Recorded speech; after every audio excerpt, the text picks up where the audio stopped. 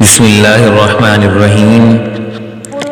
اس video میں حدیث مبارکہ کی روشنی میں سورہ قدر کی تلاوت کرنے کی فضیلت کو بیان کیا جا رہا ہے۔ قرآن مجید کی تلاوت کرنے کا بے شمار ثواب ہے اور اللہ تعالیٰ کی خوشنودی حاصل کرنے کا ذریعہ ہے۔ حدیث مبارکہ میں آتا ہے، نبی کریم رؤوف الرحیم صلی اللہ تعالیٰ علیہ وآلہ وسلم نے ارشاد فرمایا، جو شخص وضو کے بعد ایک مرتبہ سورہ قدر پڑھے تو وہ صدیقین میں سے ہے، اور جو 2 مرتبہ پڑھے تو شہداء میں اس کا شمار کیا جائے، اور جو 3 مرتبہ پڑھے گا اللہ تعالیٰ میدان محشر میں اسے انبیاء کے ساتھ رکھے گا۔ اللہ کریم سے دعا ہے اللہ تعالیٰ ہم سب کو تلاوت قرآن مجید کی توفیق عطا فرمائے۔